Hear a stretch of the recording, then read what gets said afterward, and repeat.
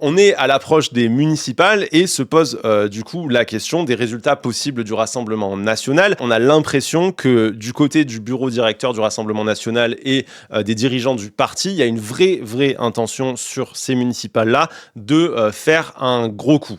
En fait, il faut comprendre que le RN, c'est un parti qui n'a pas pour le moment une grosse implantation à l'échelle locale. En 2020, tout le monde promettait au RN de gros résultats lors des dernières municipales, mais en fait, c'était resté très mitigé. Pourtant, le Rassemblement national, à ce moment-là, c'était quand même un parti sur les élections présidentielles qui faisait des résultats énormes, mais lors des municipales, ça s'était pas du tout transféré. Ils avaient eu seulement une dizaine de communes et ils avaient même perdu des villes qu'ils avaient gagnées en 2012. Ce genre de résultat, c'est pas très bon pour le Rassemblement national parce que ça montre qu'ils ont un problème d'ancrage politique et qu'ils n'ont pas une base militante qui est fiable, solide et stable. Ça montre que c'est un parti qui arrive à se faire porter par des moments médiatiques très forts lors d'élections nationales, mais dès qu'ils doivent prouver qu'ils sont à l'échelle du pays un vrai parti capable de gouverner, capable de s'implanter, que les gens apprécient réellement le parti des vrais gens en quelque sorte, ben là ça se passe pas du tout. Au RN, ils veulent que ça change. L'objectif, il est net, c'est refaire ce qu'ils ont fait lors des dernières élections européennes où ils avaient récupéré 31% des suffrages nationaux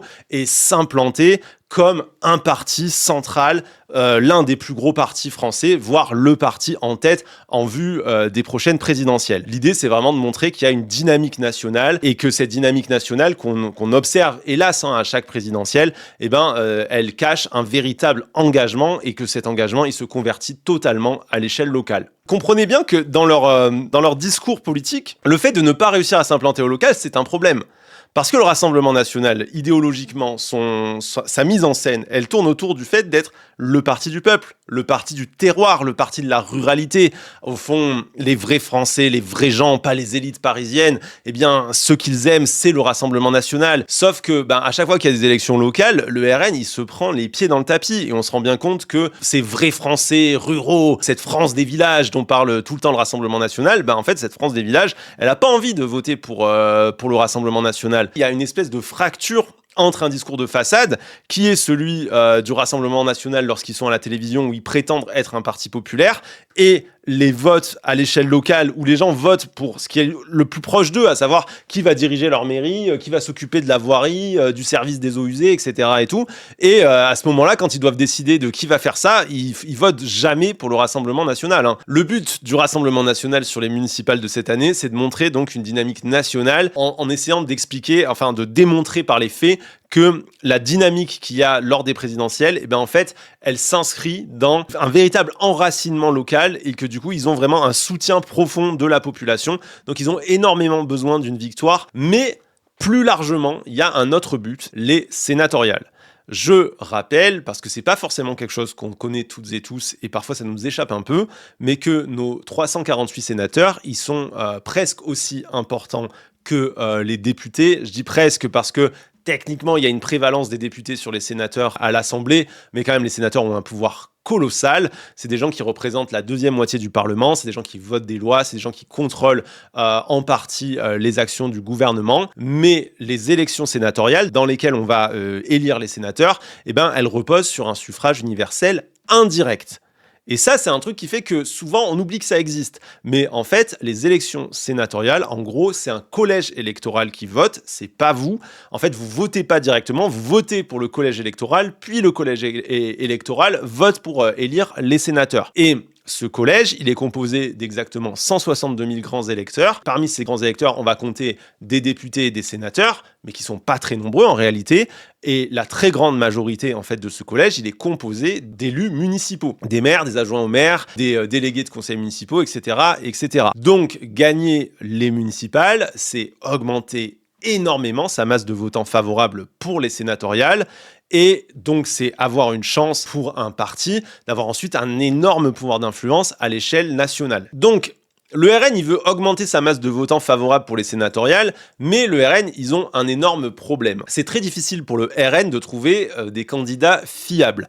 Le RN, c'est un parti qui est en fait très centralisé est concentré autour d'une petite direction parisienne qui a un bon média training et qui maîtrise sa communication. C'est les personnes que vous allez voir en boucle sur les plateaux télé. Et si vous voyez que ces personnes-là, c'est pas pour rien, c'est parce que derrière, sur la base militante, c'est beaucoup plus compliqué. En fait, le Rassemblement national, il a besoin de maintenir en permanence les mêmes personnes visibles parce que ils ont une nécessité qui est de cacher les intentions réelles du parti et notamment son ADN raciste, xénophobe et violent. Le fait que c'est un parti qui est historiquement issu de mouvements néofascistes, qui est historiquement marqué par le racisme, la xénophobie, l'antisémitisme et la violence, et donc qui est aussi historiquement lié à des affaires terroristes. Étant ce parti-là factuellement, les gens qui vont vouloir le représenter lors des élections, ce sont rarement des gens lisses et propres du point de vue médiatique, et c'est souvent des gens qui sont xénophobes, racistes, LGBT-phobes, etc., etc. Le RN, s'il veut maintenir son image de dédiabolisation et continuer sa banalisation médiatique en tout cas, ils ont nécessité à ne présenter que des candidats propres, lisses et bons en com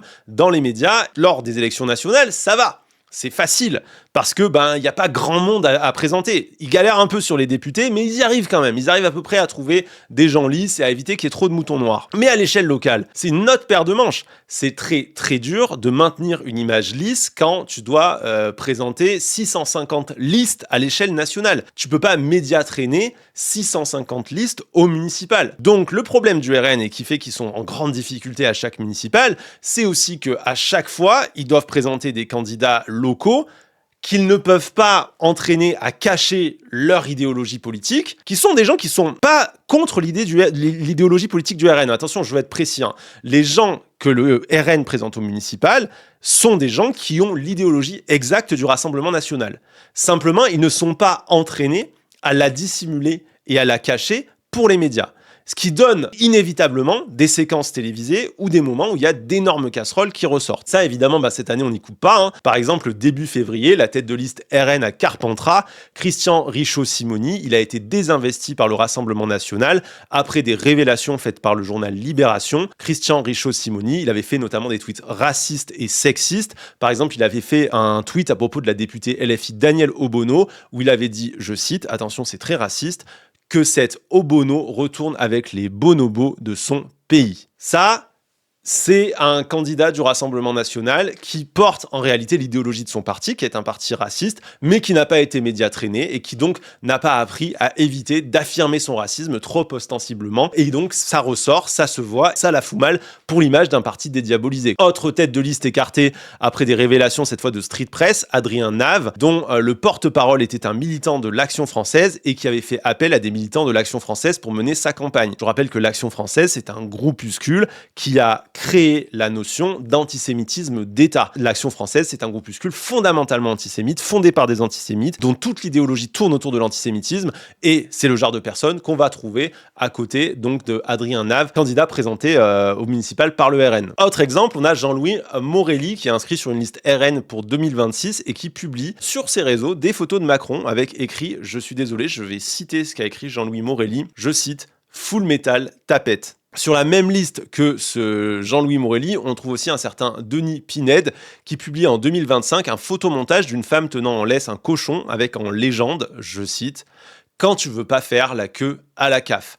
Donc vous voyez, LGBT-phobie, racisme, xénophobie. Et malheureusement, il y a des centaines de candidats qui ont été épinglés, notamment par Libération, Mediapart et l'Humanité qui ont fait un énorme boulot sur le sujet. On a aussi vu un certain Romain Lopez, élu RN en 2020 et maire de Moissac en Tarn-et-Garonne, un gars qui parle amicalement avec Alain Soral sur Twitter et qui compare les victimes juives de l'attentat de l'hypercachère aux victimes chrétiennes de Boko Haram en écrivant que si on parle plus du premier que du deuxième, c'est que, je cite, ils ne sont ni journalistes ni juifs. Donc, ce qu'il faut bien comprendre, c'est que le RN, il a une façade, que cette façade, c'est une façade médiatique qui est faite en gros d'une dizaine de cadres parisiens média traînés qui vont être mis à peu près sur tous les plateaux télé lors des grosses élections nationales parce que c'est eux qui présentent le mieux, c'est les meilleurs éléments. Mais en fait, au local, ça dérape complètement. Ils ont beaucoup de mal à s'enraciner tout simplement parce que leur vrai visage apparaît et que malgré tout ce qu'on nous dit, finalement, ce visage raciste, sexiste, LGBT-phobe, ultra-violent, il ne plaît pas tant que ça aux Français et aux Françaises et donc il n'arrive pas tant que ça à s'installer sur les élections municipales. Un autre enjeu pour le Rassemblement national lors des municipales, et pas des moindres, ça va être aussi de tester concrètement l'attractivité des candidats RN auprès de la droite de gouvernement, à savoir notamment les Républicains.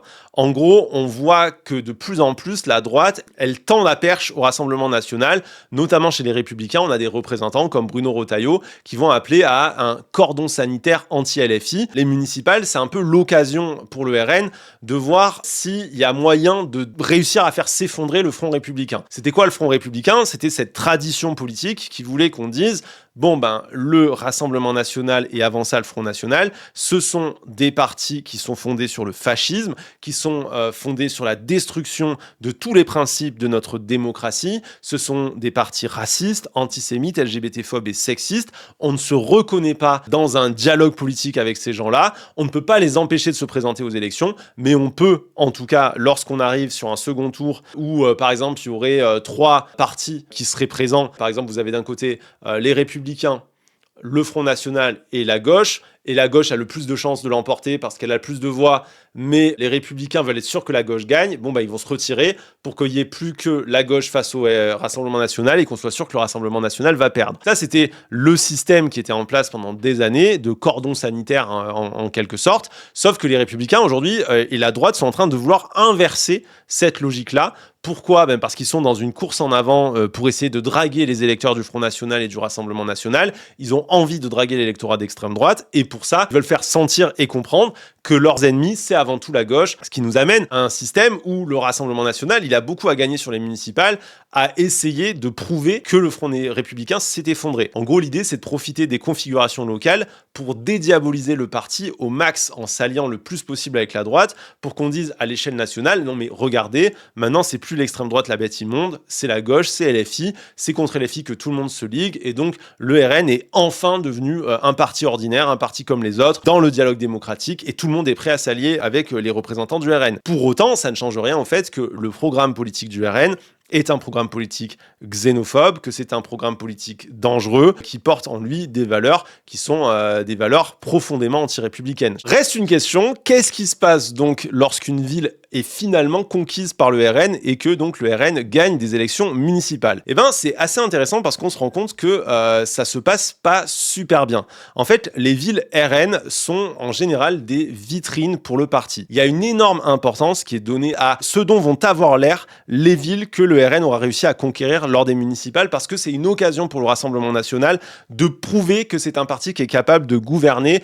et de montrer que le modèle RN y fonctionne. Il va y avoir une espèce d'obsession qui va se mettre en place. Il y a eu des articles assez intéressants. Là, notamment, je me base sur un article de l'UMAC qui raconte que, par exemple, c'est dans des villes où on va accorder une importance démesurée, par exemple, à la propreté des rues, à mettre des fleurs bien jolies devant la mairie. En gros, l'action de la mairie, elle va être de plus en plus basée sur une espèce de communication de façade, car le but, c'est pour le parti à l'échelle nationale de prouver que, regardez, la gestion RN fonctionne, et donc, si ça marche au local, pourquoi est-ce que ça ne marcherait pas au national? Et ça va causer pas mal de problèmes, parce que, en fait, on va se retrouver avec des mairies Rassemblement national qui vont faire énormément d'investissements dans un paraître qui n'a aucun autre but que de permettre de la communication médiatique nationale. Le but central, c'est de médiatiser uniquement et principalement sur l'apparence en donnant un sentiment de bonne santé, de façade, mais en fait, derrière, on se rend compte qu'il y a un désengagement catastrophique des questions de fond. Un exemple de ça, par exemple, c'est à Perpignan, Louis Alliot, le maire RN de la ville, qui est donc l'ex-mari de Marine Le Pen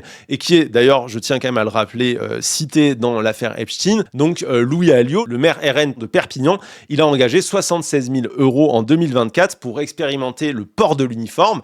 Donc là, on voit bien la volonté de faire un coup médiatique qui va permettre de faire parler du Rassemblement national à l'échelle nationale. Mais en fait, un constat est fait par les habitants de la commune qui ont été notamment interrogés par l'Humanité, qui est qu'en fait, de nombreuses écoles de Perpignan, elles sont ultra vétustes, elles sont sous-dotées et que beaucoup, c'est de véritables passoires thermiques. Donc, on a un maire qui, pour faire un petit coup médiatique, va dépenser 76 000 € du budget de la mairie mairie, là où en fait cet argent-là, il aurait pu être dépensé tout simplement pour rénover les écoles et faire en sorte que ce soit plus agréable pour les élèves qui y sont d'y aller parce que ne serait-ce qu'ils y ont du chauffage par exemple. Le RN, ils veulent aussi donner une image de bon gestionnaire et pour ça, ils vont avoir une énorme tendance à faire des coupes budgétaires dans de nombreux services avec par exemple des baisses d'effectifs des employés municipaux. À Perpignan, je continue sur cet exemple, il y a eu 60 postes qui ont été supprimés d'employés municipaux à partir du moment où Louis Alliot est arrivé à la mairie, ce qui est quand même énorme.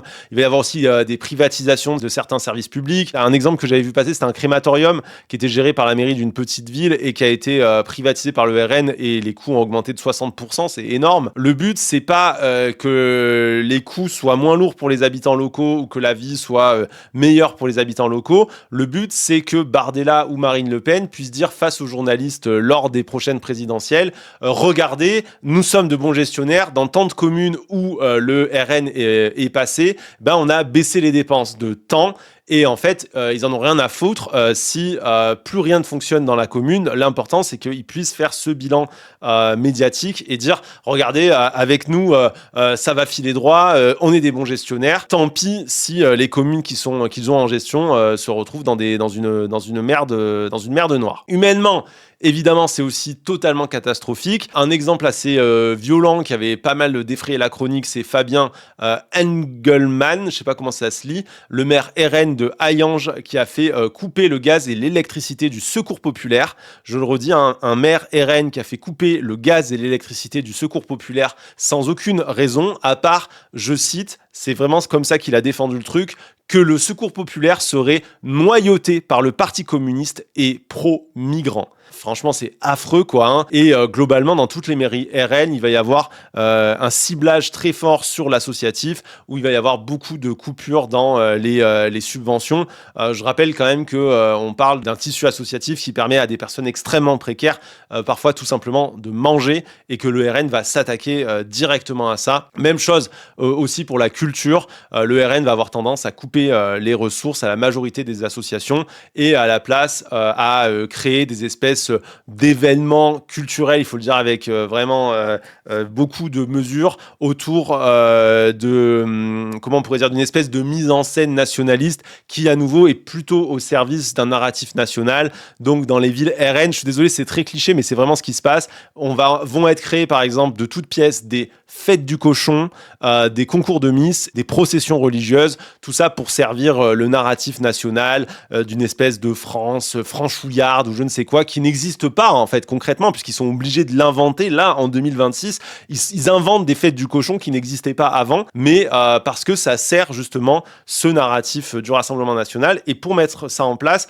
ils vont pas hésiter à aller fermer toutes les associations qui existent depuis des décennies et des décennies et à tuer le tissu culturel et associatif des villes dans lesquelles ils s'implantent. Donc voilà un petit tour d'horizon de ce que c'est d'avoir une mairie gagnée par le Rassemblement national lors des élections municipales.